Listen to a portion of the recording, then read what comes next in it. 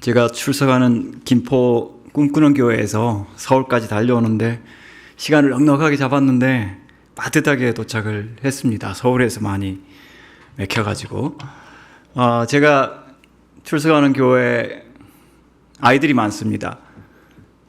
젊은 층들이 많기 때문에 아이들이 좀 와글와글 하는 편인데 영아부 한 번은 제가 설교 초청을 받았습니다. 영아부는 0세에서 3세고 저희 교회에서 가장 설교하기 힘든 성도님들입니다. 그분들한테 제가 설교하기 위해서 이제 준비를 하고 있는데 방금처럼 이제 전도사님이 저를 소개를 했습니다. 이제 하재성 목사님 나오시겠습니다 하면서 박수를 치는데 박수 치기 전에 뭐라고 이렇게 환영 인사를 하냐면 마라나타 하는 거예요. 아멘 주 예수여 오시옵소서. 야, 인생이 왜 그렇게 힘들었길래 벌써 주님 오시라고 너무나 기특하기도 하고 요즘 4살 의대반이 있다고 그러니까 그런 인생을 생각하면서 아이들이 좀 힘들었는지 모르지만 어쨌거나 아이들이 그렇게 환영을 해줬습니다. 저는 어릴 때 천국이 참 무서웠습니다. 왜냐하면 천국 가면 시간의 끝이 없고 영원히 산다는 이야기를 듣고 그게 상상이 되지 않아서 제 머릿속에 계산이 되지 않아가지고 천국 진짜 무섭다 그렇게 생각을 했었습니다. 그런데 지금은 그렇게 생각하지 않습니다. 왜냐하면 사랑하는 분과 같이 영원을 잇는다는 것은 영혼의 시간이 모자랄 것이기 때문입니다. 사랑하는 사람과 미국 같이 가면 금방 가지 않겠습니까? 여러분이 주님을 사랑하시기 때문에 목장에서 섬기시고 목장에서 희생하시고 이렇게 교육도 받으시고 여러분 자신을 내어드리는 줄 믿습니다.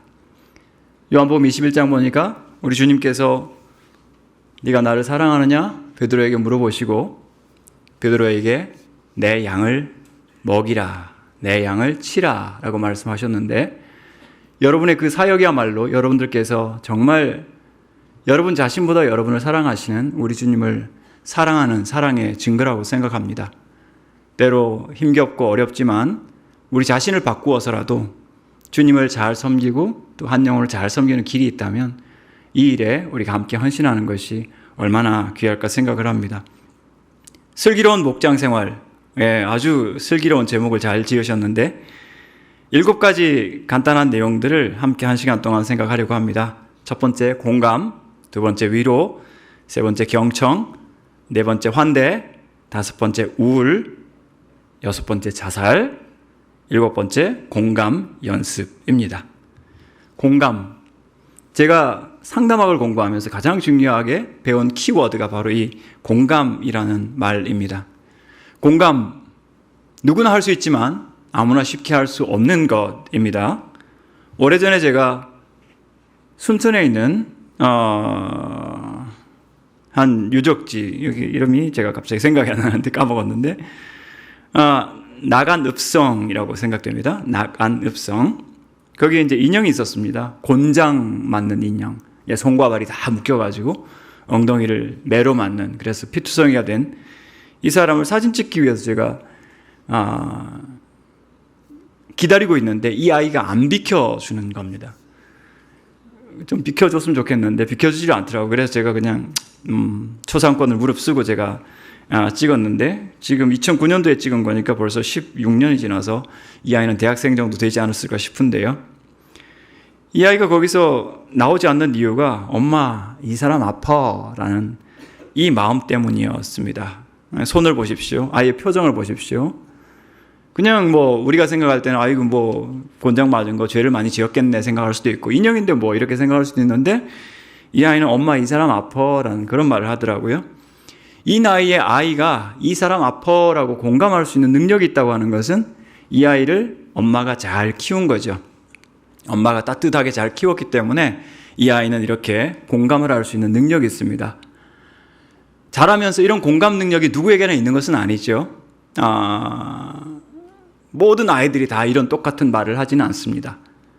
때로 거칠게, 때는 유기당하여 자란 아이들은 남을 사랑할 수 있는 능력이 없고 자기 보호하기에 급급하기 때문에 이런 반응을 할 수가 없습니다. 그래서 제가 속으로 이 아이에게 니네 엄마는 이를 참 잘 키웠구나 그런 생각을 했습니다. 주님께서 우리를 사랑하셨습니다. 그렇다면 우리도 사랑해야 되죠. 사랑한다면 사랑의 핵심적인 증거 중에 하나는 공감입니다. 그래서 오늘 주제 말씀이 로마서 12장 15절 말씀인데 같이 한번 읽어보시겠습니까? 시작. 즐거워하는 자들과 함께 즐거워하고 우는 자들과 함께 울라. 저는 이 말씀이 당시 로마 사회에 떨어진 핵폭탄의 위력이었다고 생각을 합니다. 왜냐하면 그 당시에 그 시대를 지배했던 철학이 스토아 철학이었거든요. 스토아 철학, 여러분 들어보셨겠지만 스토아 철학의 핵심 모토는 무정입니다. 무정, 아파테이아라고 하는데 아무런 감정을 표출하지 않고 또는 표현하지 않는 그런 사회가 스토아 철학이 지배하는 사회였습니다. 예컨대 키케로라고 하는 유명한 철학자가 어린 딸이 죽었습니다. 친구가 멀리 여행을 하고 오다가 편지를 썼습니다. 인류 역사가 이렇게 거대하게 돌아가는데 한 연약한 아이, 여자아이 목숨을 잃었다고 해서 그렇게 슬퍼할 필요가 있겠소. 이게 스토아 철학의 핵심이었습니다. 어떻게 생각하십니까? 딸이 죽었는데, 친구의 딸이 죽었는데 그렇게 슬퍼할 필요가 있겠냐. 부모의 마음이 과연 그럴까요? 아이가 아프면 부모는 차라리 내가 대신하여 아팠더라면, 아들 압살롬이 죽었을 때 다윗이 뭐라고 통곡하였습니까? 압살롬, 압살롬, 내 아들아, 내 아들아. 차라리 내가 너를 대신하여 죽었더라면.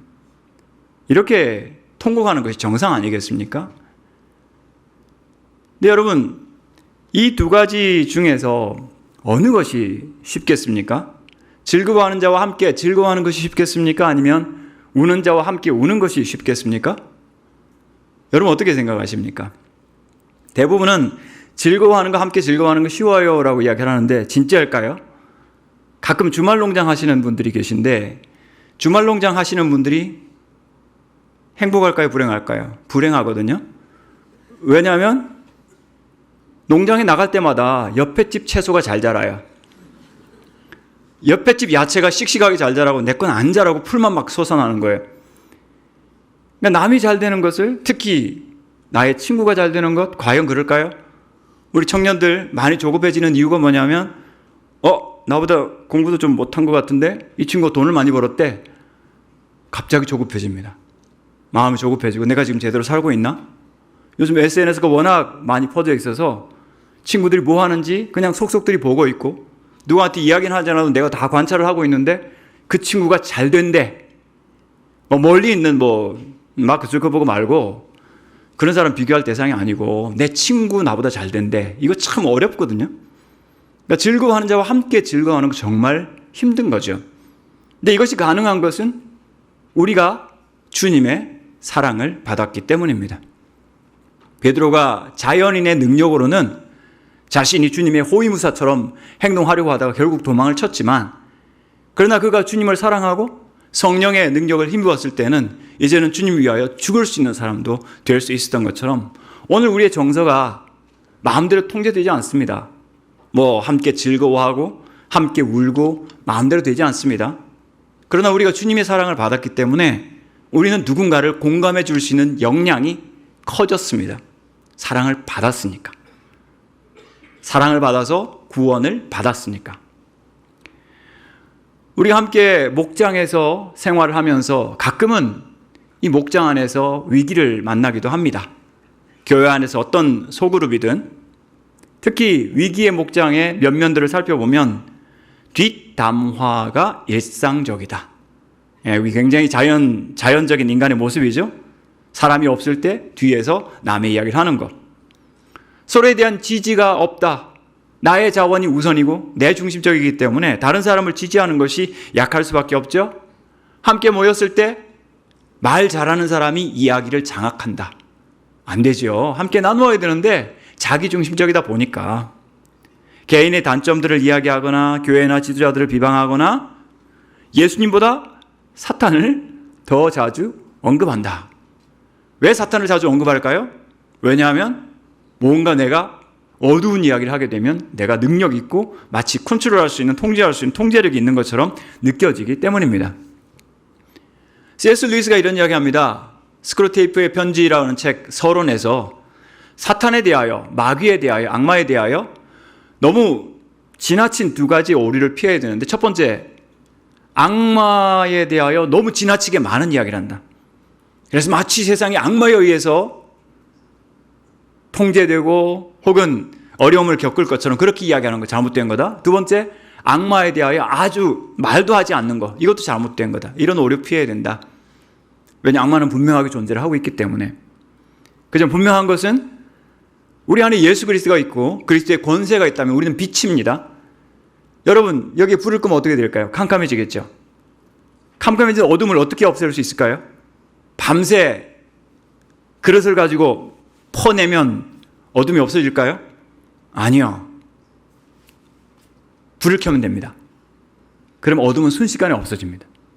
우리 영혼도, 우리 사회도 예수 그리스도께 의탁하고 그분이 빛이 되어주시면 어둠은 자연스럽게 물러가고 어둠의 권세는 물러가게 되어 있습니다. 제가 목회 상담학을 하게 된 중요한 이유 중에 하나가 오래오래 전에 공군 목사로 있으면서 한 중학생 아이가 귀신 들려서 온 것을 함께 온 교회가 기도하면서 그 아이를 하나님의 자녀로 구원하고 그리고 생명의 빛으로 안내했던 경험 때문이었습니다. 어마어마하고 정말 무시무시한 경험이었지만, 그러나 분명한 것은 예수 그리스도가 빛이라는 사실이고 예수 그리스도가 생명이라는 사실이고 예수 그리스도의 이름이 권능, 권세라는 그런 말입니다. 그래서 지나치게 어둠에 대하여 가까이서 크게 보고 그것을 과대평가하는 오류를 범해야 되고, 그러나 분명히 그 어둠은 존재하기 때문에 예수 그리스도의 빛이 필요하다는 것을 우리가 이야기할 수 있어야 합니다. 확신과 안심보다 두려움과 공포를 일으킨다. 중세 카톨릭 교회가 그랬지 않습니까? 예수 그리스도를 믿으면 구원받는 이것을 두고 성도들이 뭔가를 해야, 뭔가 수도원에 가서 고행을 하거나 금식을 하거나 아니면 힘겨운 뭔가를 해야 죄가 겨우겨우 용서받을까 말까. 여러분, 이게 말이 되겠습니까?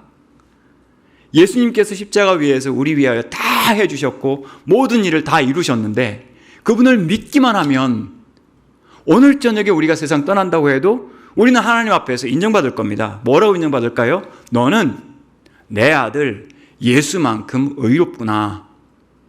그것은 우리가 의로워서가 아닙니다. 예수님이 십자가 위에서 다 이루었다라고 선언하셨기 때문입니다. 그분이 이 땅에 오셔서 우리가 마땅히 살아야 하는 순종의 완전한 삶을 살아내셨고 우리가 마땅히 죽어야 하는 십자가의 대속의 죽음을, 또 지옥의 심판을 대신 당해주셨기 때문에 우리의 힘으로 되지 않지만 그분을 믿기만 하면, 마음으로 믿고 입으로 고백하기만 하면 우리는 오늘 저녁에 세상을 떠나도 하나님께서 여러분을 보시면서, 저를 보시면서 너는 내 아들 예수만큼 의롭다라고 이야기하시는데, 가끔은 이런 구원의 확신과 복음의 진리가 분명하지 않아가지고 마치 어떤 리더에게 또는 어떤 신앙이 좋거나 기도 많이 하는 분에게 어떤 권능이 있는 것처럼 그분을 의지하게 만드는 거, 이것은 굉장히 잘못된 거죠. 그리고 판단과 단정적인 말들, 성도들이 교회하면서 가장 두려워하는 것 중에 하나가 먼저 믿는 성도들로부터 판단받는 것을 굉장히 두려워합니다. 그리고 실제로 요즘 많은 성도들 가운데는 교회에서 누군가가 자신을 아는 척하고 또는 자신의 어떤 생활에 대해서 단정적인 말을 하게 되면 상처 입고 교회를 멀리하게 되는 경우도 많이 있습니다. 목장은 더 그런 일에 예민하겠죠. 특별히 윤리적인 판단, 도덕적인 판단에 있어서 굉장한 주의가 필요합니다. 그래서 오늘 공감 이야기를 하면서 이런 일들을 어떻게 우리가 함께 다루고 실천할 수 있을까를 생각했으면 좋겠습니다. 오늘 우리는 특별한 시대에 살고 있는데 새로운 성전의 시대를 살고 있습니다. 여러분, 구약시대에 있던 성전은 지금 다 무너졌고 정말 예루살렘 가셔도 돌 하나 돌 위에 남지 않고 아무것도 없는 성전 뜰만 보실 겁니다. 거기에 카톨릭, 이슬람, 기독교 모든 종교가 거기에 집중되어 있기 때문에 그걸 발굴할 수도 없고 더더군다나 성전을 다시 세운다는 것은 있을 수가 없습니다. 하나님께서 역사적으로 그것을 막으셨습니다. 예수님께서 너희가 이 성전을 헐라 말씀하셨고, 그리고 예수님께서 돌 하나 돌 위에 남지 않겠다 예언하셨지 않습니까? 성전이 다 무너졌고 없어졌습니다. 근데 예수님께서 성전이 무너졌고 없어지게 하셨던 이유는 신약 시대에 완전한 성전이 세워졌기 때문이죠. 성전의 가장 중요한 역할은 속죄의 성전입니다. 속죄. 속죄는 죄를 용서하시고 속하는. 그래서 우리가 죄를 범하였을 때 구약 시대 같으면 양이나 소를 가지고 성전에 가서 거기 안수를 하고 나의 죄 때문에 소나 양이 피 흘려서 죽는 것을 보면서 하나님 앞에 죄 용서를 받는 거죠. 근데 그 완전한 속죄를 누가 이루셨습니까? 예수님께서 십자가 위에서 단번에 이루셨기 때문에 이제는 우리가 죄를 범한다고 해도 우리는 예루살렘 가지 않아도 됩니다. 예수님께서 한 번에 히브리서 말씀처럼 단번에 우리의 모든 죄를 다 속하여 주셨기 때문입니다. 그것을 예수님께서 요한복음 2장에서 이렇게 선언하셨습니다. 혹시 읽으실 수 있겠습니까? 2장 19절 21절 같이 읽겠습니다. 예수께서 대답하여 가라사대 그러나 예수는 성전된 자기 육체를 가리켜 말씀하신 것이라. 46년 동안 지어도 완성하지 못한 헤롯의 성전이 아니라 예수님이 죽으시고 부활하실 그러니까 예수님은 대제사장도 되시고 그리고 우리를 위한 속죄의 양도 되시고 성전도 되시는 거죠. 완전한 속죄를 이루시는 예수님의 육체가 신약시대 성전입니다. 두 번째, 성전의 가장 중요한 기능 중에 하나는 임재죠. 거룩하신 하나님의 임재. 그 임재가 어디에 나타날까요? 우리의 몸입니다. 저와 여러분의 몸입니다. 여러분, 플라톤 시대로부터 이 몸은 굉장히 하찮은 것으로 욕심의 처소로 그렇게 인정을 받았습니다. 그런데 여러분의 육신도 마찬가지고 여러분 누구 닮으셨습니까? 여러분 원숭이 닮으셨습니까? 하나님 닮으셨습니까? 하나님 닮으셨죠. 여러분 육체도 중요합니다. 비록 이 세상에서 나이가 들고 약해지고 죽겠지만 그러나 장차 부활하게 될 것이 바로 이 우리의 몸, 하나님을 닮은 육신입니다. 우리가 살아있는 동안 특별히 예수님을 믿는 사람들은 고린도전서 6장 19절 말씀처럼 너희 몸은 너희가 하나님께로부터 받은 바 너희 가운데 계신 성령의 전인 줄을 알지 못하느냐. 하나님의 영이신 성령께서 여러분한테 계시다고 하는 것은 삼위 하나님이 여러분과 함께 계시다는 뜻입니다. 하나님의 영은 그리스도와 하나님 아버지를 우리와 함께 교제하게 하시는 분이시기 때문이죠. 그래서 여러분의 몸이 성전입니다. 그렇다면 이 몸으로 죄 범하지 말아야겠죠. 마지막 세 번째, 성도들의 모임이 성전입니다. 고린도전서 3장 16절 같이 한번 읽겠습니다. 너희는 너희가 하나님의 성전인 것과 하나님의 성령이 너희 안에 계시는 것을 알지 못하느냐. 누구든지 하나님의 성전을 더럽히면 하나님이 그 사람을 멸하시리라. 하나님의 성전은 거룩하니 너희도 그러하니라. 이것은 우리의 몸을 가리킨과 동시에 고린도전서 3장을 보시면 여러분 특별히 고린도 교회가 나누어져 있지 않습니까? 뭐 아볼로파, 게바파, 그리스도파 하면서 막 이렇게 분열되어 있으면서 서로 어울리지 못하고 화해하지 못했던 그런 모습을 보면서 너희가 하나님의 성전인 것과 하나님의 성령이, 그리고 예수님도 말씀하셨죠. 두세 사람이 내 이름으로 모인 곳에는 나도 그들 중에 있느니라. 주님의 임재하심이 예수님 이름으로 두세 사람이 여러분 모여도, 목장에서 여러분이 몇 분이 모이는지 알 수 없지만 두세 사람이 주님 이름 모여도 거기에 주님께서 임재하시는 성전이라고 하는 것이 굉장히 특별한 의미를 가지고 있습니다. 여러분, 사도 바울 서신에서 교회를 가리켜서 그리스도의 몸이라고 하는 굉장히 탁월한 천재적인 메타포를 쓰고 있습니다. 여러분, 역사상의 가장 큰 천재들 중에 한 사람이 바울인데요. 그를 통해서 하나님께서 샘물 교회는 그리스도의 몸이라고 이야기합니다. 이건 정말 탁월한 그러한 묘사법인데요. 이것을 사도 바울이 언제 알았을까? 학자들은 생각할 때 아마도 다메섹으로 올라가는 길에 그가 가서 교회를 핍박하고 성도들을 잡아 가두기 위해서 다메섹으로 올라가는 길에 부활하신 그리스도께서 그를 만나 주셨습니다. 대낮인데 더 밝은 빛 가운데 주님께서 나타나셔서 사울아 사울아 네가 어찌하여 나를 박해하느냐 핍박하느냐 이렇게 말씀하셨을 때 사도 바울 뭐라 했죠? 사울이 주여 누이십니까? 나는 네가 박해하는 예수다. 어찌하여 나의 교회를 박해하느냐, 나의 성도를 박해하느냐, 나의 제자를 박해하느냐 하지 않고 어찌하여 나를 박해하느냐. 뭡니까? 제자들이 교회라는 거예요. 그리스도의 몸이라는 거죠. 교회가 그리스도의 몸이라는 뜻입니다. 여러분의 몸은 정말 신비롭습니다. 우리가 이 세상 떠날 때까지는 이 영혼과 육체가 어떻게 하나가 되어 있는지, 어떻게 유기적으로 움직이는지, 저는 상담을 하다 보면 마음이 아파서 몸이 아프신 분들, 몸이 아프니까 마음도 아프신 분들, 이게 같이 아프거든요. 때로는 그걸 심신증이라고 이야기도 하는데 몸과 마음이 같이 아프다는 뜻이죠. 때려야 뗄 수 없는 관계 아니겠습니까? 이런 유기적인 몸을 메타포로 삼아서 그리스도는 머리가 되시고 그리고 교회는 몸이다. 샘물교회는 그리스도의 몸입니다. 그리고 여러분들이 두세 분이 주님 이름으로 모여도 거기 주님께서 임재하십니다. 그렇다면 우리가 거듭난 것으로 충분한 것이 아니라 거듭났다 하더라도 우리의 언어와 우리의 모습과 우리 행실이 다듬어져야 합니다. 마치 우리가 운전 면허증을 따고 연습하고 반복해야 익숙해지는 것처럼 우리 그리스도인이 된 다음에도 우리의 언어와 우리의 삶이 다듬어져야 되고 옛사람에 속한 것들은 깎여야 합니다.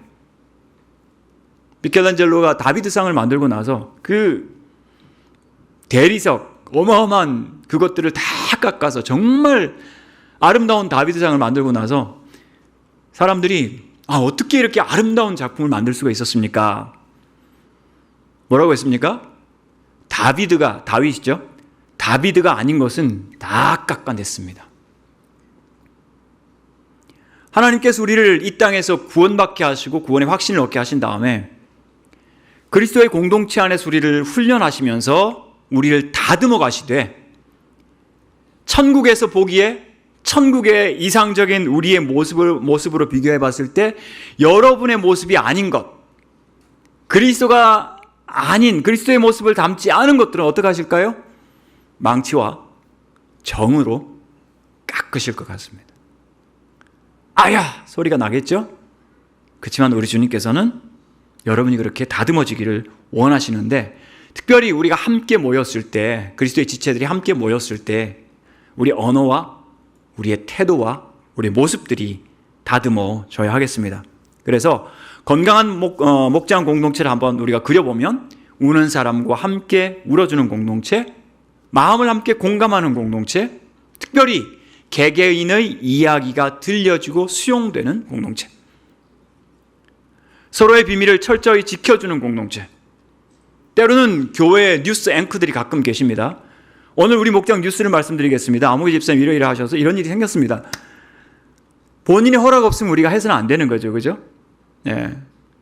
그 자리에서 나오는 것은 그분들을 신뢰하여서 특별히 그분들 앞에서 한 거라면 혹시 공개적으로 어떤 기도 제목을 나눈다 하더라도 당사자에게 반드시 우리가 허락을 받고 이거 우리가 기도 제목으로 나눠도 되겠습니까? 라고 조심스럽게, 모든 지적 재산에는 특허권이 있는 것처럼, 재산권이 있는 것처럼 한 사람의 이야기는 그 사람의 소유입니다.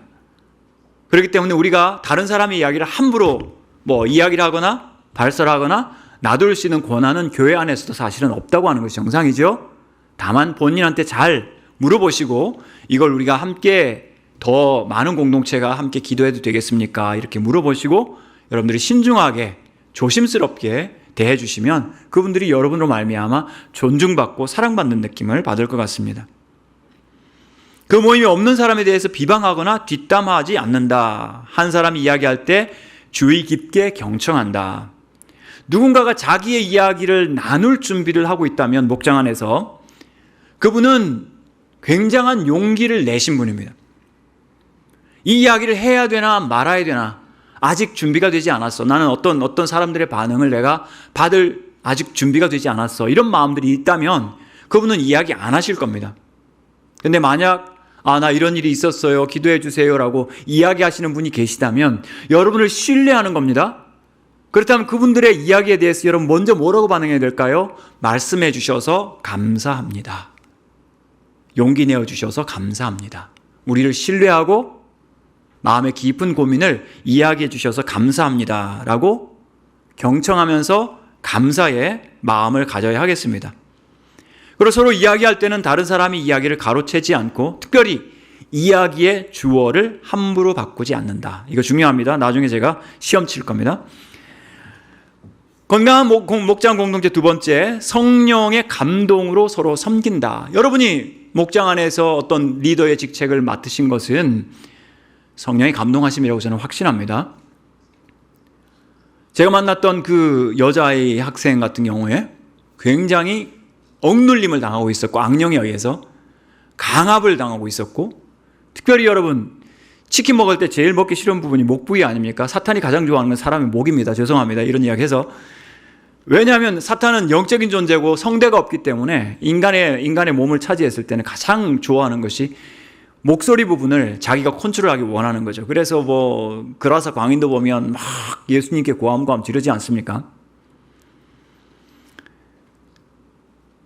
강압하고 그리고 통제하고 결국은 멸망시키려 하는 건데, 하나님의 영이신 거룩하신 성령님은 어떤 분이십니까? 그분은 감화하시고 감동하시고 우리에게 자원하는 마음을 일으키셔서 이 오후에 피곤한 오후, 밖에 나가면 날씨도 너무 좋고 얼마든지 가족들과 즐거운 시간을 보낼 수 있는 이 오후에 오늘 이 강의에 가서 내가 듣고 조금 더 잘해야지 하는 그 마음 누가 주실까요? 성령님이 주시고 여러분의 자원하는 마음을 통해서 성령께서 여러분을 이곳으로 안내하신 줄 믿습니다.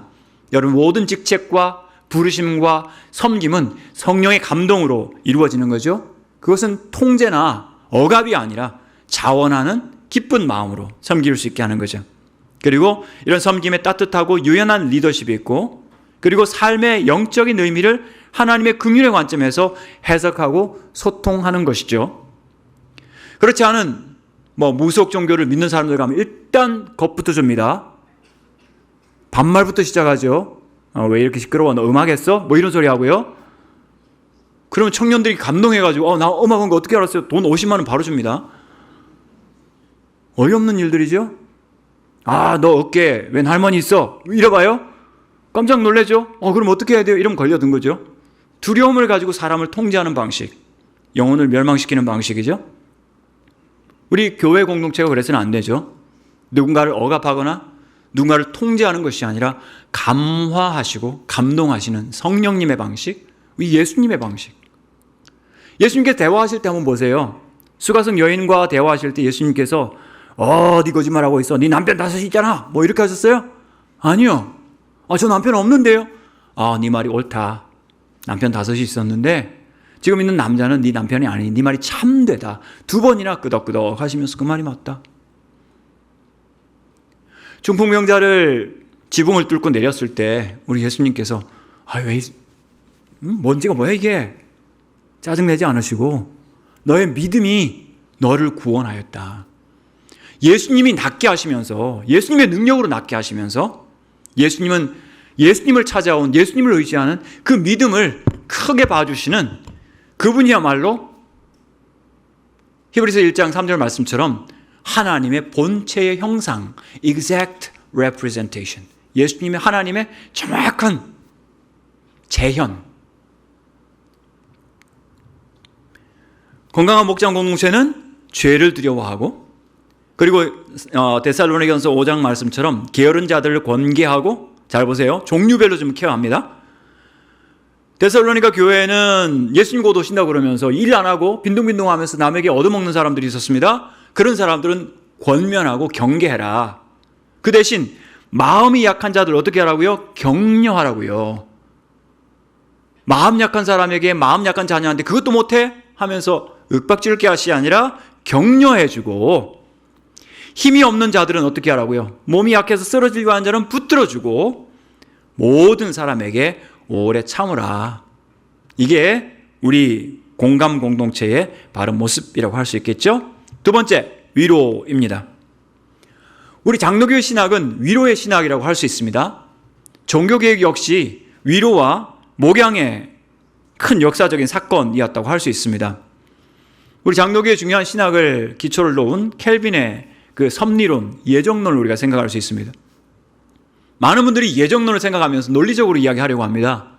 아니 뭐 사람들 다 예정해놨으면 우리가 전도할 필요가 뭐 있나? 선교할 필요가 뭐 있나? 다 예정해놨는데 뭐 전에도 구원받을 것이고 전에도 구원 못 받을 것이고 어떤 사람은 안 전에도 구원받을 것이고 하나님도 알아서 하시는데 아닙니다. 켈빈이 이 섭리론과 예정론을 구체화시킨 중요한 이유가 뭐냐면 이것은 우선 첫 번째는 성경에 나오기 때문이죠. 에베소 1장 2장에 나오는 말씀이죠. 우리 예수 믿고 보니까 우와, 내가 구원받은 것이 그냥 어쩌다가 우연히 벌어진 사건이 아니라 어떻습니까? 이 세상이 창조되기 전에 하나님께서 나를 정하신 것이다. 그렇게 말씀하죠. 그게 우리한테 위로를 주는 겁니다.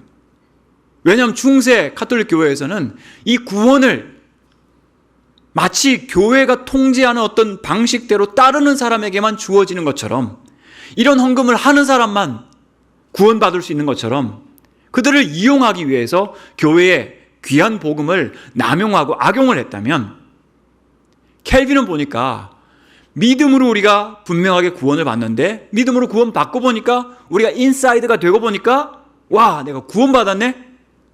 그럼 어떻겠습니까? 안심이 되는 거죠. 내가 무엇을 해서 지옥 가지는 않을까? 어떻게 하다가 멸망하지는 않을까? 이것이 아니라 언약 안에 우리가 하나님의 자녀가 되었기 때문에, 여러분, 여러분의 자녀가 무슨 일이 생긴다면 여러분 자녀 아니라고 하실 겁니까? 아이가 병들었다, 아니 아프다, 아니 사고로 기억력을 좀 잃어서 엄마 아빠를 못 알아본다. 그래, 너 나 자식 아니야, 내 자식 아니야, 이렇게 하실 거예요? 아니잖아요. 특별히 켈빈과 같은 루터도 마찬가지고 이런 종교개혁자들은 우리 신학과 성경의 지식이 실천적으로 현장에서 성도들한테 유익해야 된다는 확신을 가지고 있었습니다. 어떤 유익을 줘야 될까요? 예수님 믿으면 구원 받았다. 요한복음 6장 47절, 진실로 진실로 너에게로 너니 믿는 자는 영생을 가졌나니. 가졌나니. 왜 과거형을 쓸까요? 확실하게 끝이 맺어진 사건이기 때문이죠. 그렇기 때문에 이런 켈빈이나 루터는 사람의 마음에 불안이 일어나는, 특별히 구원과 관련해서 불안해서 떨고 있는 사람들에게 확신 주기를 원하여서 예정론을 이야기한 거죠. 예정론 있으니까 우리 선교할 필요가 없다. 아닙니다. 그리고 저 사람 지금 안 믿는 거 보니까 뭐 우리가 전도할 필요가 없겠네. 아닙니다. 왜냐하면 그 사람이 구원받았는지 안 받았는지, 예정되었는지 안 되었는지는 우리가 알 수 없죠. 왜냐하면 하나님의 목록에 그 사람이 있는지 우리가 모르기 때문에 우리는 그냥 순종해서 복음 전하고 순종해서 그 사람에게 예수 그리스도를 나타내야 하는 거죠. 그래서 우리 목장 지침, 목장은 성도에게 무엇을 주는 곳이어야 된다? 위로와 확신을 주는 곳이어야 된다. 그렇게 해서 지옥 가요. 물론 예수님을 안 믿고 하나님을 대적하면 그렇게 되겠죠. 근데 목장이 위협하거나 아니면 불안을 조성하는 곳이 되어서는 안 된다. 복음을 분명하게, 우리의 공로가 아니라 예수 그리스도로 말미암아 구원받은 것을 분명하게 이야기해주고 선언해주는, 그리고 제가 여러분한테 말씀드렸던 것처럼 복음을 위하여 함께 모이고 성전된 우리 성도들의 그 모임에 참여하는 거, 누구의 감동으로 오게 된 거라고요? 성령님의 감동으로. 우리 아이들도 마찬가지죠. 주일학교 나오게 되는 거, 부모가 시켜서 나오는 거지만, 그러나 그 마음의 기쁨으로 예배하는 마음이 생기는 것은 성령께서 주시는 거죠. 하나님의 이름으로 우리 자녀들을 뭐라 그럴까요? 긍정해주고 격려해줄 필요가 있습니다. 켈빈은 참된 신학이라고 하는 것은 모든 하나님의 자녀들의 일이다라고 했습니다.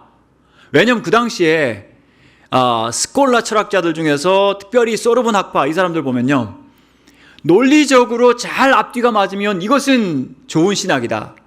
그래서 심지어 어떤 신학을 논하냐면 바늘 끝에 천사가 몇 명이 올라설 수 있느냐. 여러분, 바늘 끝에 천사가 몇 명 올라올 수 있겠습니까? 모르겠죠, 그죠? 아무 죄송합니다. 쓰잘데기 없는 이야기들, 불필요한 것들, 영혼에 아무런 유익이 되지 않는 이런 것을 가지고 이것이 신학이라고 이야기하면서 마치 그것이 교회를 지탱하는 기둥인 것처럼 이야기하는 것에 대해서 켈빈은 아주 경악을 합니다.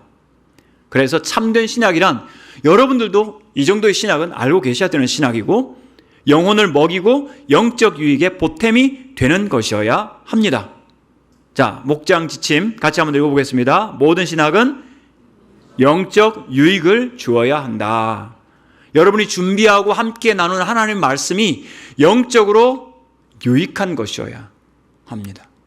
도움을 주는 것이어야 합니다. 물론 여러분의 호기심과 이런 성도의 유익이 일치하면 상관이 없지만 여러분의 호기심과 성도의 유익이 따로 가고 있다면 주의를 기울일 필요가 있겠죠. 성도의 유익이 우선입니다. 켈빈은 또한 갈등과 시련이 존재하는 인간의 경험적 현실로 신학의 내용을 끌어내리고자 했습니다. 다시 말하면 성도들이 고민하는 문제에 대하여 실제적인 말씀의 답을 주고자 했던 거죠. 신학의 답을 주고자 했던 거죠. 그렇다면 우리 목장에서도 삶의 해석에 유익을 주는, 우리 삶을 이해하고 해석하는데 유익을 주는 그런 모임, 그런 가르침이 있어야 하겠습니다. 또한 켈빈은 감정에 대해서 이야기하면서 감정을 저급하게 여기지 않습니다. 물론 여러분, 감정이 때로 우리한테 거짓말합니다. 특별히 여러분에게 만약 우울감이 심하시다면 감정은 여러분을 속일 겁니다. 나는 무가치해, 나는 쓸모없어, 나 살아서 뭐해? 이런 말을 한다고요? 위험한 말들을 막 합니다. 그래서 여러분, 우울함이 심하실 때는 여러분 감정의 말에 귀를 기울여서는 안 되고, 또 여러분의 생각도 마찬가지입니다. 생각도 감정에 의해서 영향을 받고 왜곡되기 때문에 굉장히 주의를 기울이고 다른 사람의 객관적인 도움이 사실은 필요합니다. 특별히 육체적인 금욕을 행함으로써 영적으로 더욱 고상한 경지에 이를 수 있다는 스콜라적 인간관을 반대하였고, 감정이라고 하는 것은 초월이나 극복할 문제가 아니라 경험할 문제다. 자, 이것은 많은 기독교 신학자들의 공통적인 이야기입니다. 때로 우리에게 고통이 올 때 그 고통이 우리를 힘들게 하는 것이지만, 그러나 하나님께서 살아계시고 주관하신다면 어떤 고통이든 어떤 또 슬픔이든 하나님은 그것을 통해서 우리를 변화시켜 가시고 깎아 가시는 하나님의 목적이 있는 고통들입니다. 그렇다면 우리가 그것을 겪으면서, 피하지 않고 겪으면서 하나님께서 원하시는 성장의 모습을 이루어 가야 되는데, 만약 하나님께서 우리를 아프게 하시는데도 나 이 정도 안 아파, 괜찮아, 이렇게 뻔뻔스럽게 하잖아요. 어떻게 하실 것 같아요? 켈빈은 이야기합니다. 하나님께서 그의 무감각을 징계하실 거다. 얘 안 아프다 그러네, 좀 더 세게 해볼까? 그러신다고요? 절대 그러지 마십시오. 하나님의 섭리와 위로, 특별히 불안과 공포에 압도되지 않아야 한다. 마음에 병이 들면 어떤 말씀도 귀에 들어오지 않고 모든 것이 불안한 그런 환자들도 가끔 계십니다. 물론 그분들은 따뜻한 위로와 치료를, 전문가들의 치료가 사실은 좀 필요한 경우들이 많죠. 만약 여러분 가운데 또는 성도들 가운데 우리 목장에서 누군가가 불안과 공포에 압도되어 있다면 그것은 하나님의 전능과 권능과 사랑으로 대체되어야 합니다. 그래서 우리가 성도들에 대해서 관심을 가질 때 성도들의 안전, 그 영혼의 안전에 대하여, 구원의 안전에 대하여, 그리고 우리 믿음의 사람들이 안심할 수 있도록, 함께 모였을 때 진정한 기쁨과 안식을 누릴 수 있도록. C.S. 루이스는 이런 이야기합니다. 모든 쾌락과 즐거움은 하나님의 창조물이다. 마귀는 이 세상에 어떤 즐거움 단 하나도 제대로 만들어 놓지 못했다. 다만 인간을 망가뜨릴 때 이 쾌락을 왜곡해서 인간에게 느끼게 할 뿐이고, 진정한 모든 즐거움, 여러분 이 세상에서 또 즐거움도 많지 않습니까? 근데 어떤 것이든 최고의 즐거움은 하나님께 있는 것이다. 그래서 시편 16편 말씀 가지고 C.S. 루이스는 그 우편에 영원한 기쁨이 있느니라는 이 말씀을 자주 새기는 것을 볼 수가 있습니다. 때로 우리 가운데 시련은 있습니다. 어려움도 있지요. 하지만 하나님께서는 모든 것을 통하여 반드시 선을 이루어 가십니다. 조나단 에드워즈라고 하는 유명한 신학자가 18살 때 처음으로 설교를 시작합니다. 대단하죠. 18살이에요. 고등학생인데. 로마서 8장 28절 여러분 아시죠? 우리가 알거니와 하나님을 사랑하는 자 곧 그의 뜻대로 부르심을 입은 자들에게는 모든 것이 합력하여 선을 이루느니라. 이 말씀을 설교하면서 세 가지 유명한 대지를 남깁니다. 첫 번째, 모든 하나님을 사랑하는 자들에게는 모든 안 좋은 일들이 bad things가 반드시 좋은 일들로 변할 것이다. good things로 변할 것이다. 두 번째, 그리고 그 좋은 것들은 결단코 빼앗기지 않을 것이다. 세 번째, 가장 좋은 것들은 아직 오지 않았다.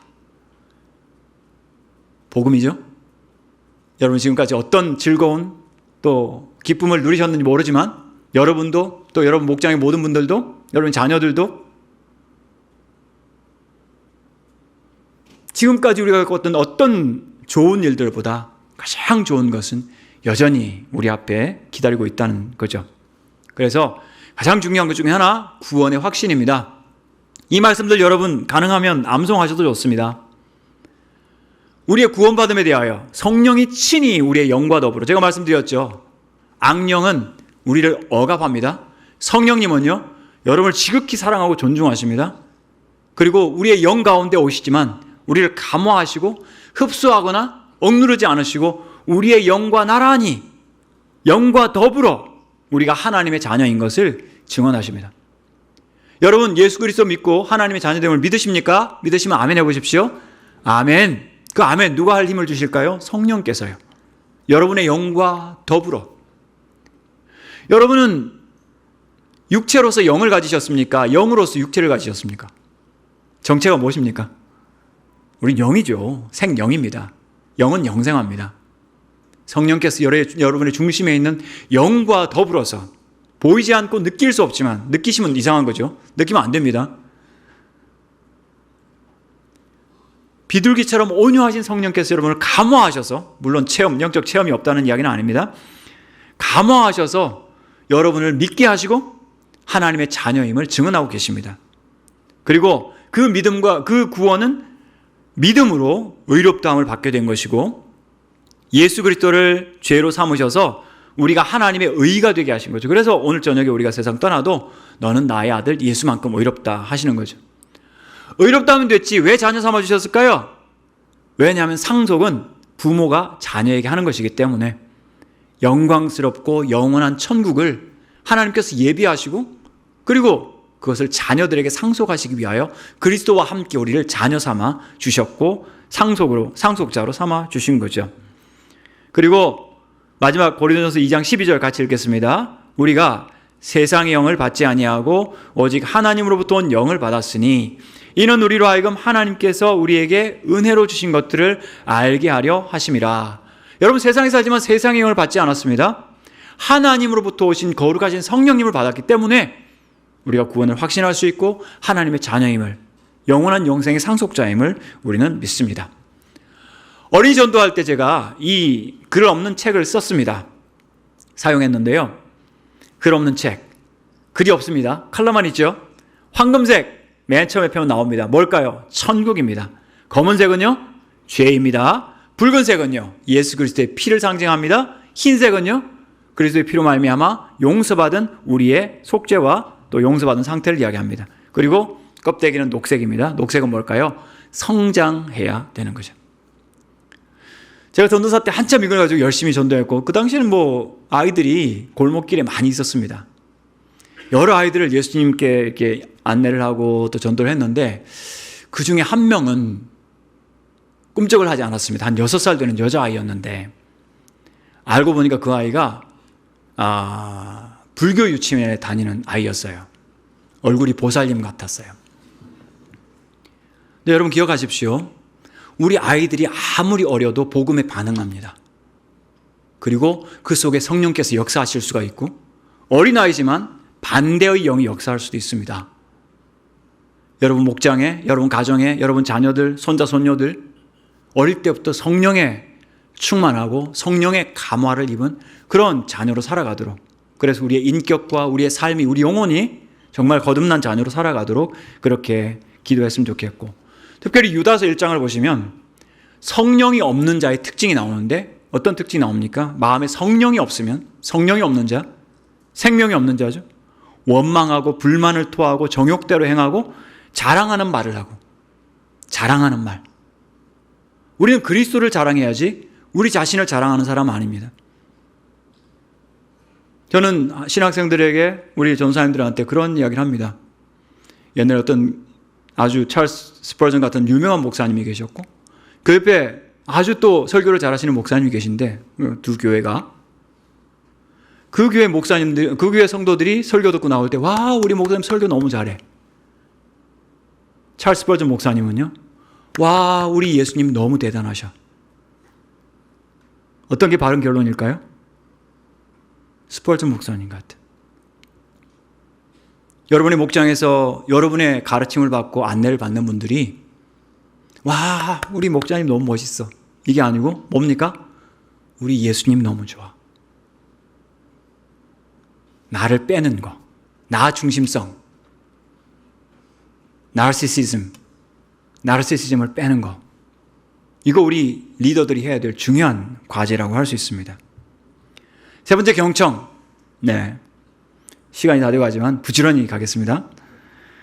야고보서에서 우리에게 이런 이야기합니다. 말하기를 더디해라, 성내기도 더디해라. 사람의 성내는 것이 하나님의 의를 이루지 못함이니라. 잘 듣기 위해서 뭘 해야 될까요? 잘 물어야 합니다. 우리가 거듭난 성령이 있는 사람이라면 우리는 인격적이고 또 상대방을 존중하는 그런 태도를 가져야 되는데, 이 그림이 어느 성경에 나오는 그림 같습니까? 엘리 제사장이 한나가 기도하는 모습을 보고 아주 버럭 화를 냈습니다. 네가 언제까지 취하 있겠느냐? 포도주를 끊으라. 나이 많은 아주 덩치도 큰 제사장이 한 여성이 기도하는 것을 보고 고라고래 고함을 지릅니다. 그런데 잘못됐죠? 뭐가 잘못됐습니까? 술 취하지 않았고 포도주를 즐기는 사람이 아니었습니다. 조금만 움직여보면 이 사람한테 술 냄새가 나는지 안 나는지 알 수도 있었을 텐데, 가서 확인도 하지 않고 물어보지도 않고 혹시 무슨 일이 있으십니까? 물어보지도 않고 다짜고짜 언제까지 취해 있을래? 너 술 취했지? 이렇게 되면 굉장히 어려워지죠. 다행히 제가 볼 때 이 엘리 제사장이 인격장애는 아니에요. 성격장애는 아니에요. 왜냐하면 이런 내가 힘든 여자입니다 라고 했을 때, 그래, 여호와께서 너에게 복을 주시기를 원하노라, 이렇게 이야기를 하는 거 보면 성격에는 문제가 없어요. 근데 성급한 습관이 문제겠죠. 조금만 더 성실했더라면. 성격장애 10가지가 있는데 지금 다 말씀을 못 드리지만, 성격장애의 공통점이 뭐냐면 자기의 단점이 안 보여요. 이거 심각한 문제죠. 남이 이야기하는 거 못 받아들이고요. 그리고 자기의 실수에서 교훈을 받지 못합니다. 우리가 예수 그리스도를 믿고 성령으로 거듭났다면 우리 성격을 객관적으로 볼 수 있어야 되고, 나의 단점도 쓰라리지만 인정을 해야 되고, 대개 여러분의 배우자가 이야기하는 것은 정답입니다. 진리입니다. 그렇기 때문에 그분의 말씀을 잘 들으시고 우리 자신을 교정해 가는 것, 끊임없이 나 자신을 깎아가는 것, 이것이 우리 특별히 리더로서 중요한 것인데, 또한 판단과 충고, 말씀드렸죠? 이거 쉽게 해서는 안 될 것이고 먼저 경청하고 관심을 가지는 지혜가 필요합니다.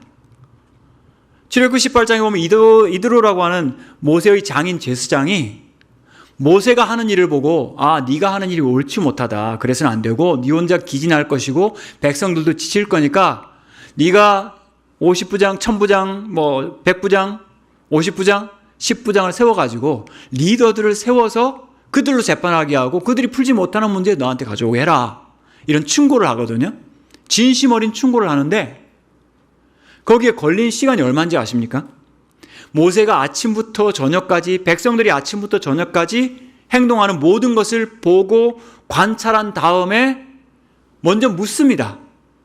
네가 하는 일이 어찌 됨이냐 하고 묻습니다. 본인이 봐서 짐작이 가지만 단정하지 않고 물어봅니다. 그리고 이러저러합니다 라고 했을 때 그거 옳지 못한 것 같아. 그리고 충고하기 전에, 여러분 충고도 조심해서 하는 겁니다. 굉장히 신중해야 됩니다. 충고 함부로 하는 거 아닙니다. 이야기 다 들어보고, 그리고 충고하는 마음도 충심으로 이야기합니다. 뭐라고 하냐면 하나님께서 허락하시고 내게 복을 주시면 이와 이와 같이 하면 어떻겠느냐, 그렇게 말을 하거든요. 저는 사람이 진화한다고 믿지 않습니다. 주전 1400년경이죠. 3500년 전에 있었던 인물이 이렇게 신중하고 이렇게 지혜롭고 이렇게 특별하게 소통을 하고 대화를 하는 것을 보면 인류는 분명히 진화하지 않는 게 분명합니다. 경청은 힘의 균형을 가져다 줍니다. 그래서 여러분, 경청 잘하기 위하여 큰 귀를 가지시고, 여러분 만약 이제 조금 있으면 추석인데 추석 가실 때 준비할 거 뭐가 있을까요? 부모님께 가실 때 용돈 두둑하게 준비하시고 선물도 많이 준비하시고 큰 귀를 가지고 가세요. 그래서 연세 드신 부모님 만나셨을 때 틀림없이 하신 말씀 또 하실 거거든요. 근데 전혀 여러분 방해받지 마시고 마치 처음 듣는 특종 뉴스를 듣는 것처럼 여러분이 한번 반응을 한번 해보세요. 부모님들은 하신 말씀 또 하시고 하신 말씀 또 하시면서 아이고 내 인생 헛살지 않았지 이런 것을 확인받고 싶어 하시는데, 우리 자녀분들이 조금 인내심이 적어가지고 아유 아버지 3번 더 하면 100번이에요 100번 이런 말씀 하시거든요. 아닙니다. 우리가 부모님 만나면 몇 번 더 그 이야기를 들을 것 같아요.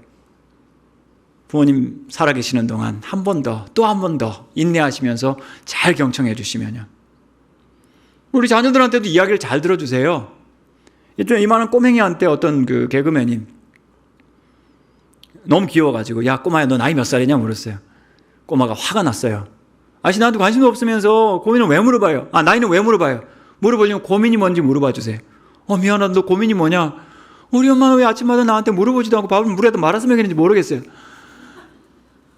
어머니도 한번 대답해 보세요. 어머니 왜 아침마다 밥을 물에다 말아서 먹일까요? 1번 아이를 위해서, 2번 엄마 자신을 위해서. 답을 묻지는 않겠습니다.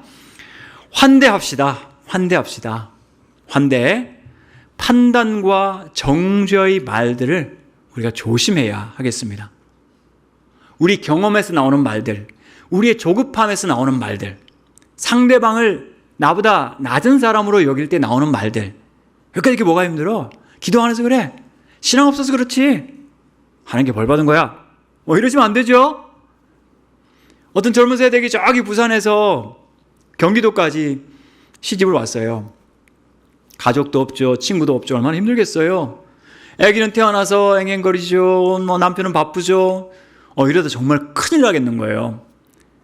그래서 교회 가서 권사님들은 제가 너무 힘들어서 교회 나왔어요. 우울한 것 같아요. 우울증 생긴 것 같아요. 막 이러니까 권사님들께서 뭐라고 사랑의 말씀을 하시냐면 아이고 세대 걱정하지 마. 우리는 더 힘들었어. 그렇게 말씀하셨어요.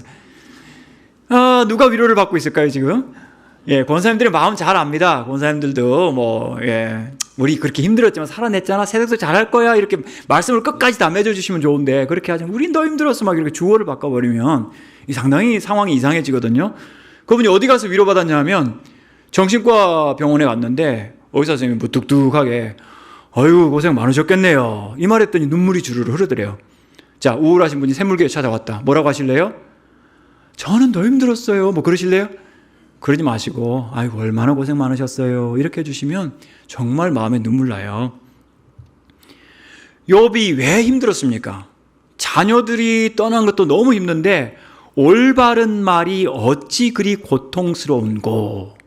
올바른 말은 바른데 너무 고통스럽다. 하나님은 의롭다 하시는데 친구들은 너 죄 지었잖아. 인과응보 몰라? 하나님 의로우신 거 몰라? 여러분, 그러니까 욥은 너희는 다 재난을 주는 위로자구나. 우리의 바른 말, 올바른 말이 항상 옳지 않다는 사실, 상황에서 신중함과 지혜가 필요하고 우리 현장에서 우리에게 지혜를 주시는 분은 성령님이시기 때문에 그 성령님을 우리가 간절히 의지하고, 여러분 카톡 문자 하나 하기 전에 성령님께 한번 기도해 보십시오. 이 문자 몇 줄에 성령께서 감동해 달라고. 그러면 그 활자 문자가 그걸 받는 사람의 마음을 따뜻하게 위로해 주면서 와, 어떻게 이렇게 따뜻할 수가 있지? 어떻게 위로가 되지? 하는 마음을 가질 수 있도록 여러분의 지혜와 기술로 하지 마시고 성령님의 도우심을 구하셨으면 좋겠습니다. 생명을 사랑하고 좋은 날 보기를 원한다면 혀를 금하고 악한 말을 그치고 선을 행하고 화평을 구하라 라고 했죠. 우리 하나님께서 지지해 주셨습니다. 누구를? 그 아들 예수님을 이 땅에 보내놓으시고 너무나 하나님의 뜻에 순종하기 위하여 이 땅에 오신 그 아들 보시면서 너는 나의 아들이야. 나는 너를 사랑해. 나는 네가 너무 좋아. 이런 말씀을 하시는데 여러분의 환대해 주시는 모습을 통해서 여러분을 만나는 분들이 우리 목장 가면 우리 목자님이 계셔. 이런 집사님이 계셔. 이런 장로님이 계셔. 이런 권사님이 계셔.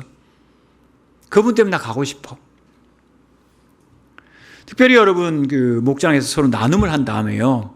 힘든 이야기를 하셨잖아요. 누군가가 자신의 그 어려운 이야기를 개인적인 고민을 목장 앞에 이렇게 털어놨어요. 이야기를 나누었어요. 그러면요. 이거 하나 기억하십시오. 거기 앉아서 그 이야기를 들었던 분은 다 모든 행사를 멈추고 그 이야기를 들으신 분은 빠짐없이 그분을 짧게라도 격려해 주는 시간을 꼭 가지셔야 돼요. 안 그러고 나는 힘들게 이야기했는데 이야기를 들은 사람이 말도 하지 않고 나가버렸어요. 그러면 충격을 받아요. 저 사람은 내가 한 이야기 때문에 나를 판단하는구나. 나를 안 좋게 보는구나. 이런 생각을 하거든요. 그래서 말씀드린 것처럼 용기 내어서 누군가가 이야기를 했다면 그 이야기 한 것에 대해서 너무 감사합니다. 우리를 신뢰해 주시고 우리는 듣고 기도하겠습니다. 비밀을 잘 지켜드리겠습니다. 그리고 그런 것을 용기 있게 말씀해 주시니 너무 감사하고 그런 힘든 상황에서 믿음을 지킨 모습이 너무나 귀합니다. 라고 여러분이 한 분 한 분 돌아가면서 가능한 모두가 이야기를 해 주셔야 말한 사람이 민망하지 않고 그 모임에 대해서 거부감이 없어지는 거예요. 모두가 나에게 위로해 주고 지지해 줬어. 그래서 따뜻하게 이름을 불러주시고 빈정대거나 비하하는 우리 농담이 굉장히 때로는 리스크가 크거든요. 위험 부담이 큰데 농담 조심해야 되고 그리고 친절하고 긍정적인 말, 대화로 초대하는 그리고 여러분의 관심. 저는 요셉이 좀 감옥 같잖아요. 집안에 총무로 아주 승승장구하다가 감옥에 갔는데 주제 넘어요. 이 친구가. 아니 거기 잡혀온 죄수들이 얼굴빛이 안 좋으니까 그것 가지고 질문을 하네요. 어찌하여 당신들의 얼굴에 근심의 빛이 있나이까? 아까 제가 맨 처음에 보여드린 그 사진이 있었잖아요. 이 요셉이 12형제 중에서 가장 사랑을 많이 받았기 때문에 자기도 역경 속에 있으면서 다른 사람의 얼굴빛에 근심이 있는 것을 캐치를 하고 그것을 질문하는 사람이었어요. 우리가 우리 살기 급급하다면 자기 연민에 가득하다면 다른 사람 얼굴 안 들어옵니다. 비록 우리가 가난한 삶을 살고 힘든 삶을 살아왔다 하더라도 이제는 우리가 하나님의 무한하신 사랑을 여러분의 작은 신음에도 응답하시는 하나님의 관심과 사랑을 우리가 받고 있는 것을 확신하신다면 우리 목장 식구들 가운데 근심하는 얼굴들, 어두운 얼굴들, 무거운 얼굴들 괜찮으세요? 어떤 일이 있으세요?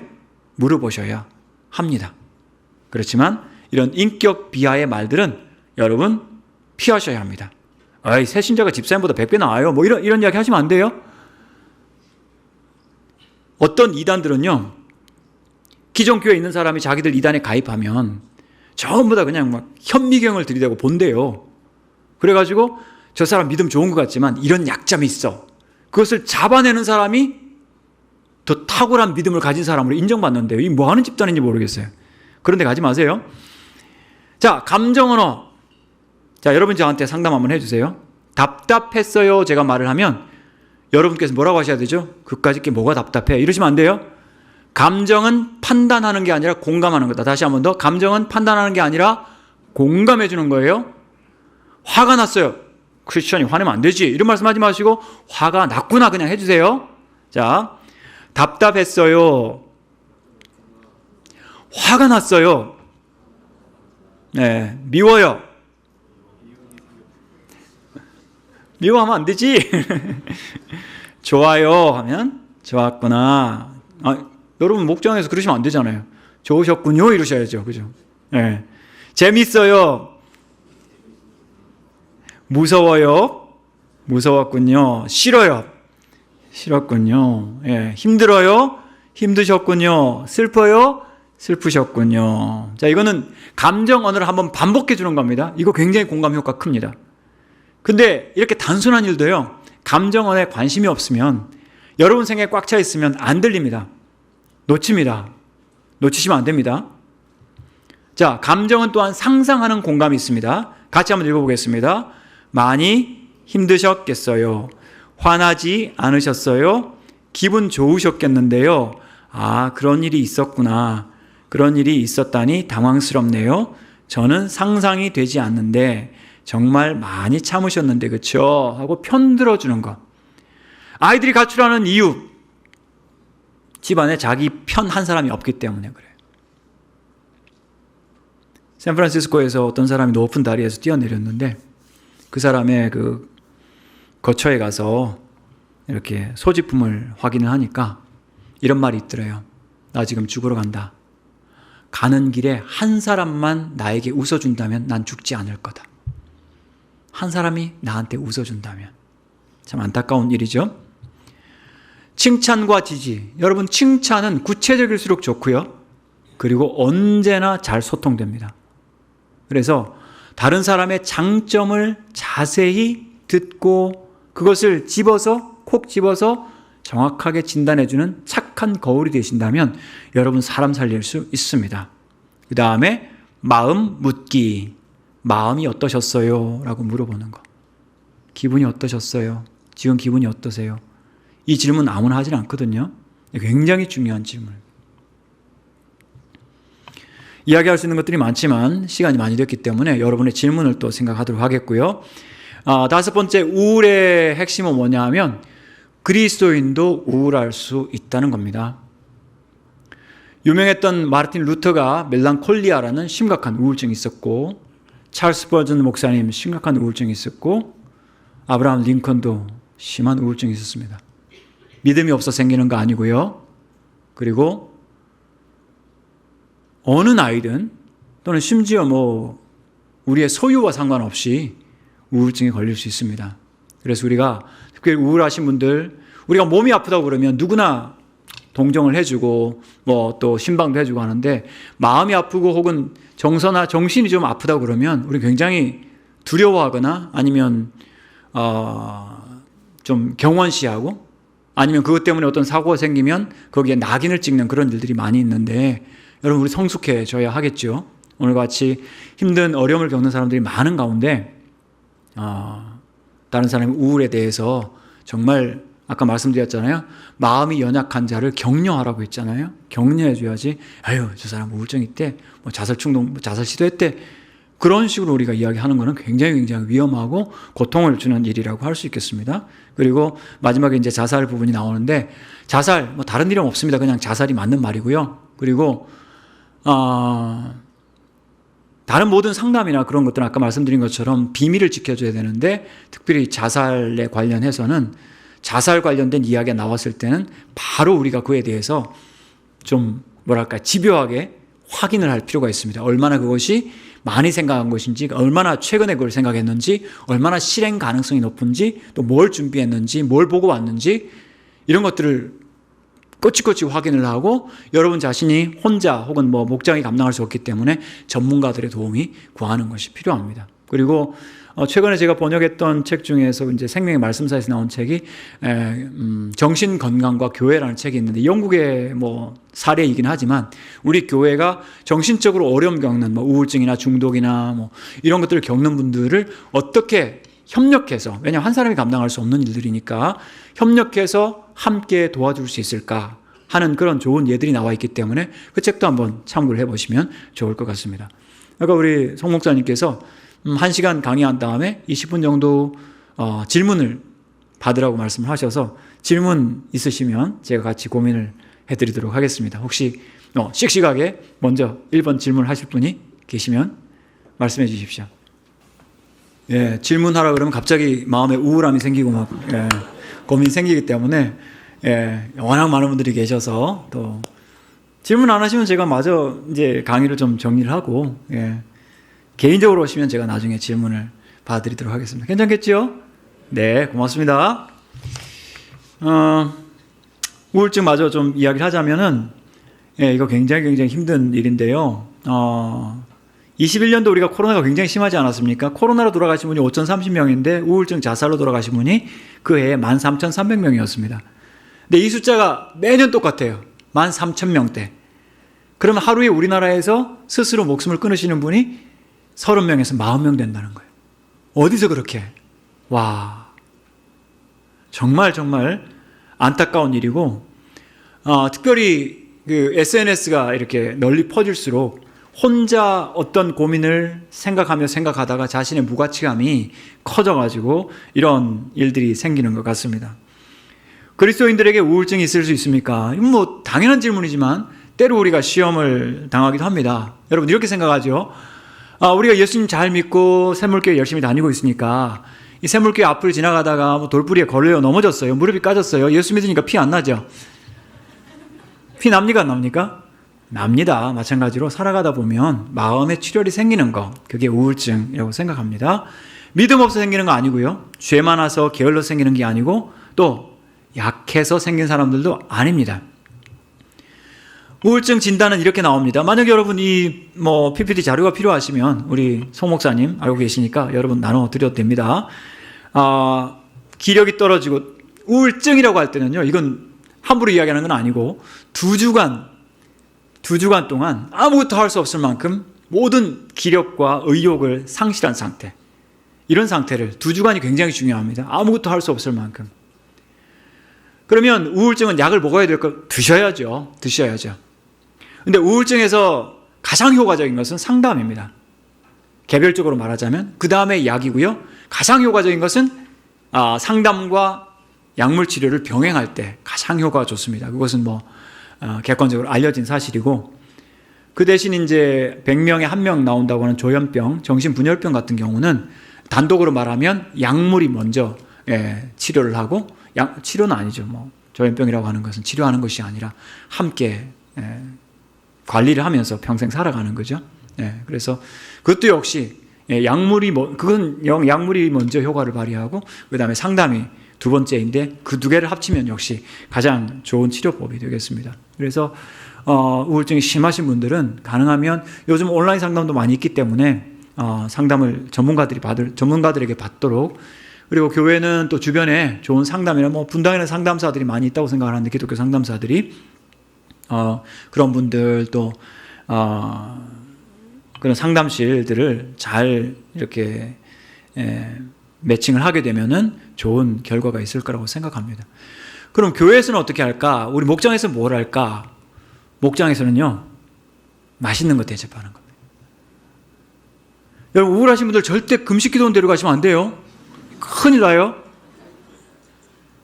그분들은요, 맛집으로 모시고 가셔야 돼요. 분당 맛집 많죠? 맛있는 집에 데려가셔서 드라이브 해주고 맛있는 거 드셔야 돼요. 왜냐하면 루터도 자신도 마귀와 싸울 때, 이 영적인 싸움을 할 때 아침을 먹고 싸우니까 훨씬 효과적이었다. 500년 전에 루터가 우리한테 처방을 가르쳐 줬습니다. 잘 먹고, 특별히 사랑하고 기다려주는 한 사람 있는 것이 정말 중요합니다. 한국 분들, 특별히 한국 여성분들이 국제적으로 알려진 한국의 병이 있는데 그게 화병이거든요. 이거 미국의 DSM이라고 하는 유명한 그 정신의학 진단 평가에 나옵니다. 한국 여성들이 왜 화병에 걸리냐? 첫 번째는 시댁 때문이고 두 번째는 남편 때문이다. 특별히 시자 들어가는 것에 대해서 굉장히 알레르기 반응이 있는데, 시내버스, 시금치, 이런 반응들이 있는데, 진짜 싫어하지 말아야 될 게 뭘까요? 시편 싫어하시면 안 돼요. 시편은 붙드셔야 돼요. 내 시편 나올 때까지, 내 고백이 나올 때까지 시편 붙들고 싸우셔야 되거든요. 그래서 옆에 있는 여러분 친구들 함께, 엘리야가 탈진했습니다. 엘리야 탈진의 이유가 뭘까요? 저는 엘리야가 안 됐어요. 어떤 분들은 막 엘리야를 꾸중하거든요. 이 시원찮은 선지자고 꾸중하는데, 하나님은 엘리야를 꾸중을 안 해요. 엘리야가 그 엄청난 가뭄도 견뎌냈고 그 배고픔도 견뎌냈는데 왜 이세벨이라고 하는 이 여자의 협박을 못 견뎌냈을까? 저는 그 전에 직전에 있었던 사건과 굉장히 관련이 깊었다고 생각을 하는데, 엘리야가 그 전에 뭐 했습니까? 850명의 바알과 아세라 선지자들을 이기고 그들을 죽였잖아요. 여러분, 어릴 때는 저도 개구리 많이 죽였습니다. 근데 지금 못 죽여요.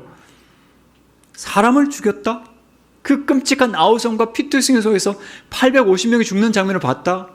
이거는 끔찍한 트라우마죠.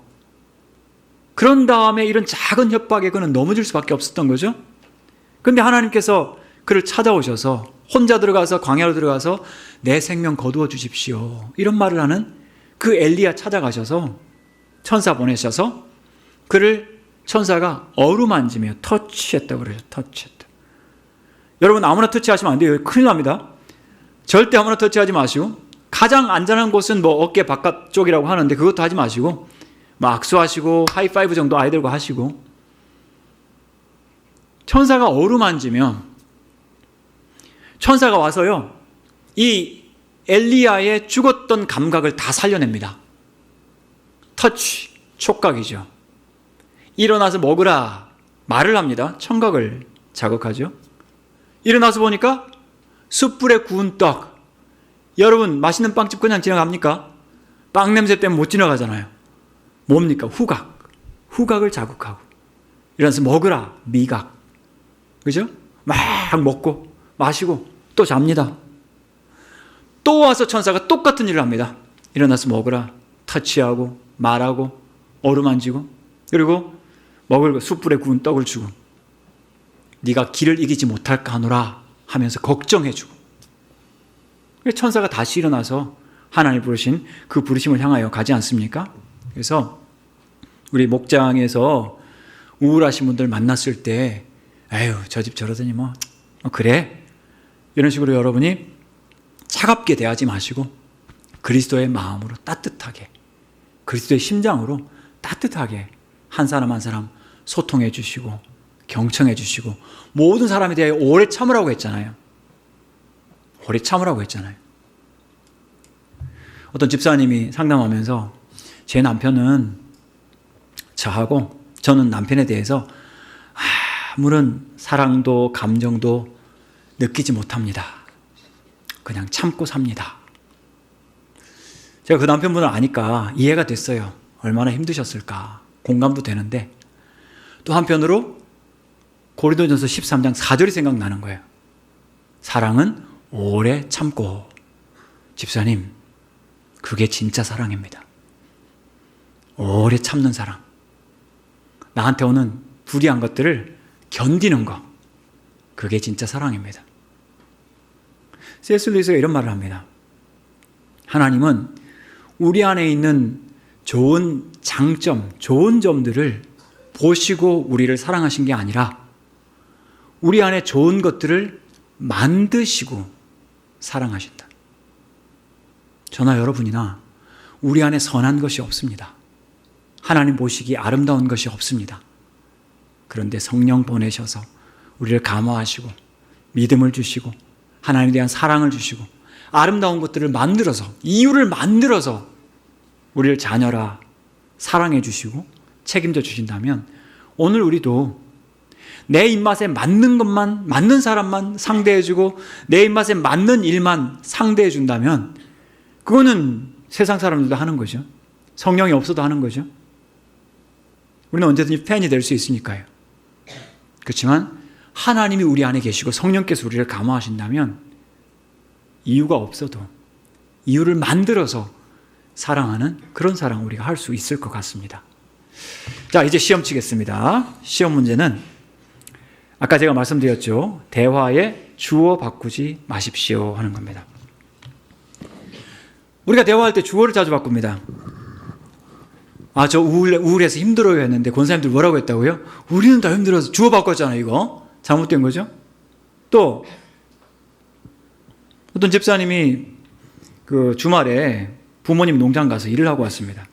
너무 힘들어서 남편한테, 여보 나 농사하는 거 힘들어. 라고 했더니 남편분이 대뜸 하는 말이 우리 엄마는 더 힘들어 라고 이야기한 거예요. 위로가 됐을까요? 안 됐을까요? 뭐가 바뀌었죠? 주어가 바뀌었어요. 아유, 당신 힘들었지 라고 했으면 그 다음부터 또 갔을 거예요. 그죠? 용기 나가지고 공감받아서. 근데 그게 참 마음이 힘들거든요. 그래서 뭐 바꾸지 말자? 주어 바꾸지 말자. 이건 여러분 자주 연습하시고 꼭 기억하십시오. 자, 질문 1번. 4번까지 있습니다. 100점 맞으면 제가 마치고, 낙제면, 처음부터 다시 시작하죠. 1번. 아내가 남편에게 여보 나 집안일하고 아이들 키우는 거 힘들어 라고 말하면 샘물교회 남편들의 반응으로 적절한 것은 1번. 눈을 흘기며 그까짓 게 뭐가 힘들어 라고 쏘아준다. 2번.